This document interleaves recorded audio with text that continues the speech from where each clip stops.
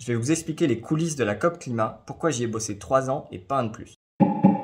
La COP, c'est là où les États se retrouvent pour arriver à lutter ensemble contre le changement climatique. J'ai passé 3 ans là-bas de 2013 à 2016. J'ai pas mal morflé. J'ai une petite mèche de cheveux blancs que j'ai hérité de cette époque-là. Une de mes missions, c'était d'écrire des discours quand l'occasion se présentait pour Laurent Fabius, qui était le ministre des Affaires étrangères et le président ensuite de la COP 21.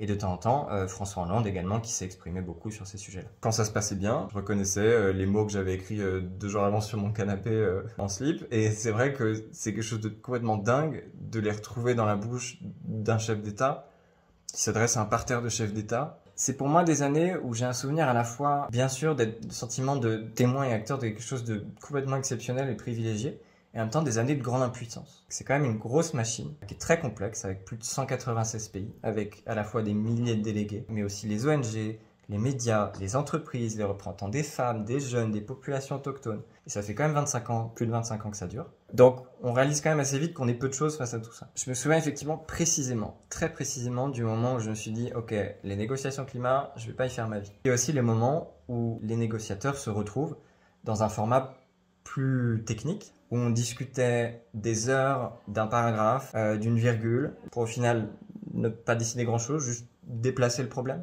Et je me suis dit, il faut que j'aille mettre mon énergie ailleurs.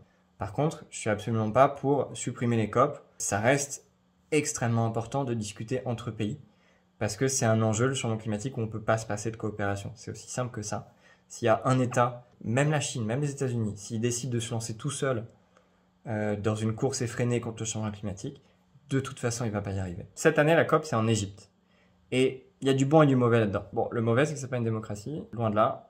Et que, effectivement, ça peut être vu comme un exercice un peu de greenwashing pour le pouvoir, de dire, regardez, on s'occupe des choses, on est un pays moderne, tout va bien, vous inquiétez pas pour les prisonniers dissidents, circuler, rien à voir.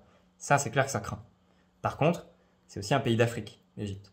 Et c'est super important, il y en a beaucoup qui disent que ça va être la COP africaine, et c'est bien que l'Afrique puisse avoir les projecteurs sur elle, parce que pour le coup, c'est vraiment un continent qui contribue très peu au problème et qui en subit la plupart des impacts. Donc il y a une injustice énorme et c'est bien de pouvoir mettre l'accent là-dessus. Moi, très franchement, je suis plus triste de voir Coca-Cola sponsoriser la COP que je suis triste de voir l'Égypte l'organiser.